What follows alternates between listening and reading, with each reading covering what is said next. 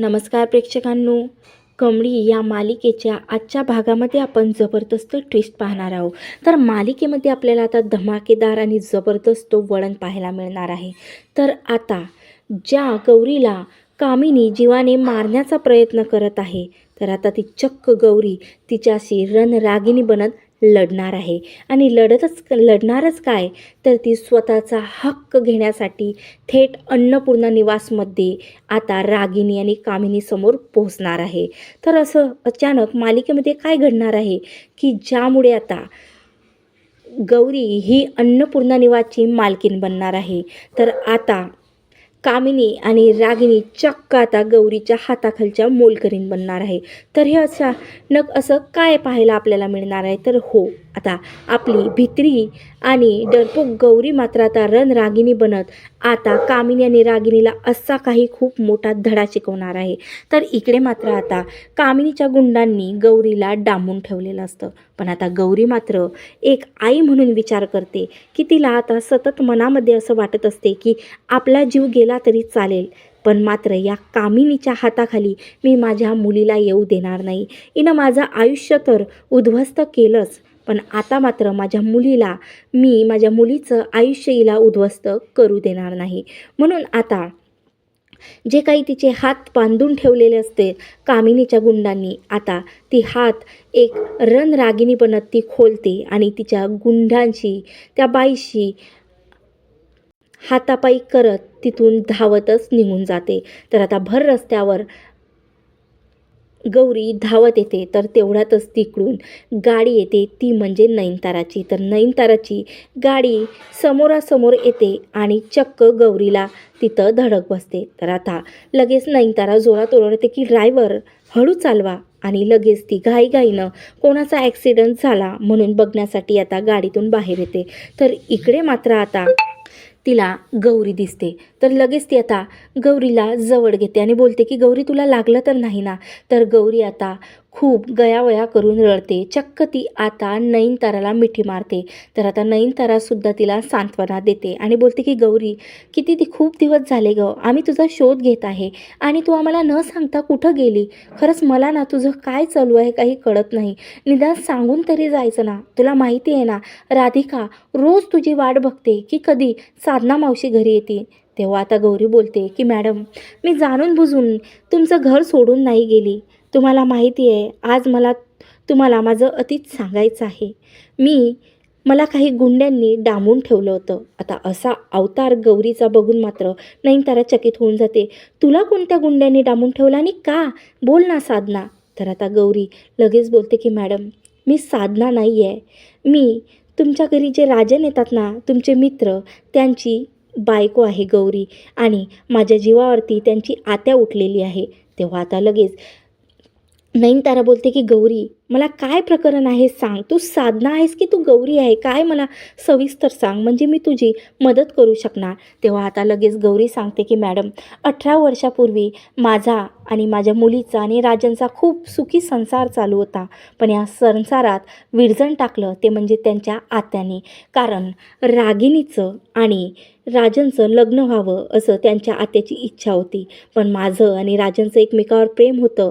आम्ही लग्न केलं, पण आमचा संसार मात्र त्या नागिनला पाहायचा नव्हता आणि ती माझ्या जीवावरती उठली. म्हणून 18 वर्षापूर्वी तिच्यापासून जीव वाचवत मी माझ्या गावी सिद्धटेकला लपून राहत होती त्या कामिनी आणि रागिनीपासून. पण आज मात्र मी मुंबईत आहे हे तिला माहिती पडलं आणि मला तिच्या गुंडांनी डांबून ठेवलं. मॅडम, ती माझ्या मुलीलासुद्धा जीवाने मारणार. मला काही झालं तरी माझी आणि राजनची भेट तुम्ही घडवून आणा. त्यावर आता नयनतारा बोलते, गौरी गौरी तू शांत हो. मी तुला वचन देते की तुझ्या केसाला आणि तुझ्या मुलीच्या केसालासुद्धा ती कामिनी धक्कासुद्धा लावणार नाही. आता तू या नयनताराच्या छत्राखाली आहेस, तुला कसलीही चिंता करण्याचं काही काम नाही. तर लगेच ती आता राजनला कॉल करते आणि बोलते की राजन, काहीही झालं तरी तू 10 मिनिटाच्या आत अन्नपूर्णा मॅडमला घेऊन माझ्या घरी ये. तेव्हा आता लगेच राजन बोलते, काय झालं नयनतारा, असं अचानक तू मला का बोलावते.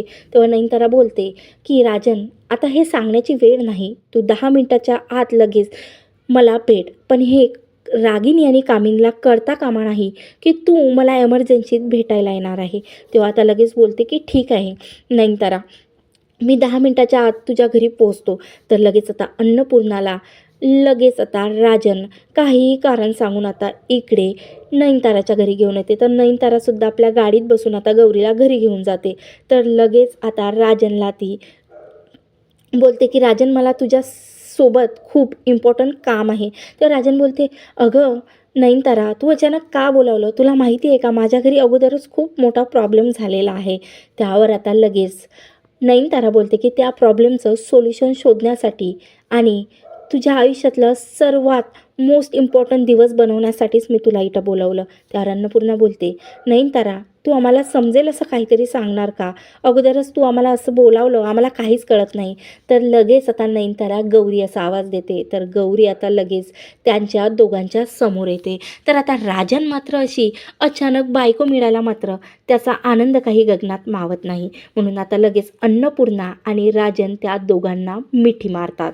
आणि लगेच त्यांना मिठी मारल्यानंतर लगेच अन्नपूर्णा बोलते की बाळा गौरी, तू कुठं होती आणि कुठं कुठं नाही शोधलं गं? आज तर मला त्या कामिनीने आणि रागिनीने दाखवून दिलं की तुम्ही या जगात नाही. माझं हृदय आणि मला काय सांगत होतं, तुला माझी कंडिशनसुद्धा माहिती नव्हती. कुठं होती गं? तू मला एवढ्या दिवसाची का भेटायला आले नाही, सांग ना गौरी. त्यावर आता लगेच गौरी 18 वर्षापासून लपून ठेवलेलं मनामध्ये जे काही दुःख होतं ते भडाभडा आता त्या दोघांच्या समोर बोलते की राजन, फक्त त्या कामिनी आणि रागिनीमुळे मी तुमचा संसार मोडून गेले. खरंच अगोदर मला क्षमा करा. मी असा संसार तुम्हाला उघड्यावरती टाकून गेली. तुमचा संसार तुम्हाला तुमच्या मुलीपासून दूर केलं. खरंच मी तुमच्या माफीच्या लायकीची नाही, पण मला माफ करा. पण आज तुमच्या आत्या मात्र माझ्या मुलीच्या जीवावरती उठलेली आहे. काहीही करून माझ्या मुलीला वाचवा राजन. तेव्हा आता अन्नपूर्णा बोलते, काय बोलतेस गौरी? म्हणजे ही कामिनी तुझ्या जीवावरती उठलेली आहे आणि माझ्या मोठ्या नातीच्या जीवावरती उठलेली आहे?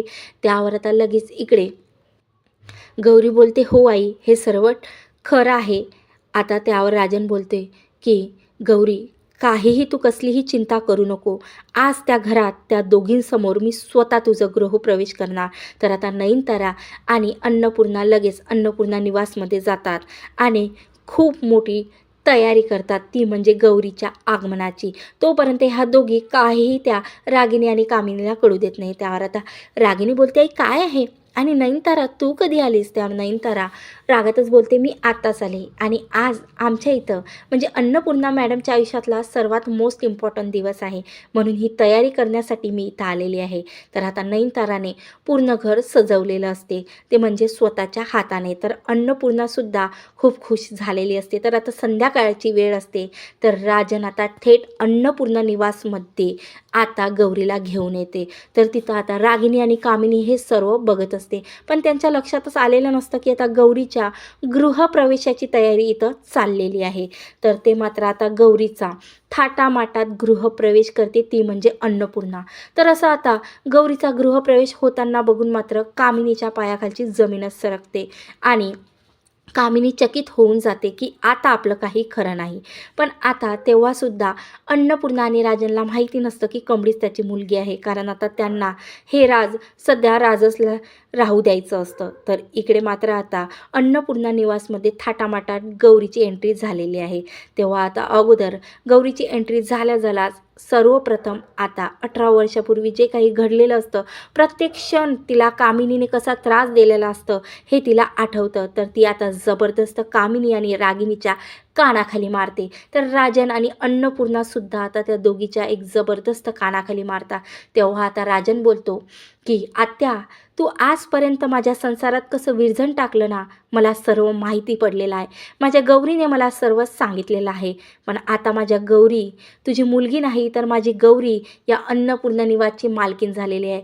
आता अन्नपूर्णा लगेच बोलते की गौरी सांग, या दोघींना पोलिसांच्या ताब्यात मला द्यायचं. त्यावर आता गौरी बोलते की आई, पोलीस स्टेशनमध्ये यांना आयतं मिळणार खायला.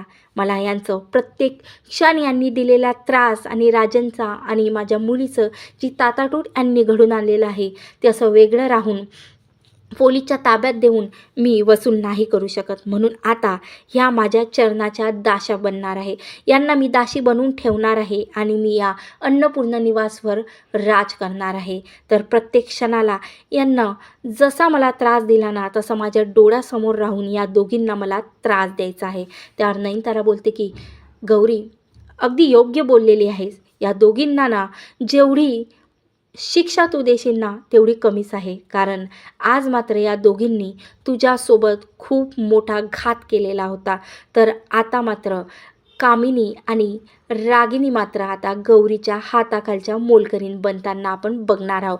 तर प्रेक्षकांनो, मालिकेमध्ये खरंच जबरदस्त ट्विस्ट पाहायला मिळणार आहे. आजपर्यंत ज्या घरात रागिनी राज करत होती, तर आता मालिकेमध्ये जबरदस्त ट्विस्ट आपल्याला पाहायला मिळणार आहे. तर आता गौरी ही अन्नपूर्णा निवासची मालकीन, तर रागिनी आणि कामिनी ह्या गौरीच्या दाशी बनणार आहेत. तिच्या हाताखालच्या मोलकरीण बनणार आहे. खरंच आता मालिकेत खूप धमाकेदार ट्विस्ट आपल्याला समोर पाहायला मिळणार आहे. म्हणून एकही भाग आपण या मालिकेचा स्किप करू नका, कारण आता इंटरेस्टिंग ट्विस्ट आपल्याला पाहायला मिळणार आहे. म्हणून असेच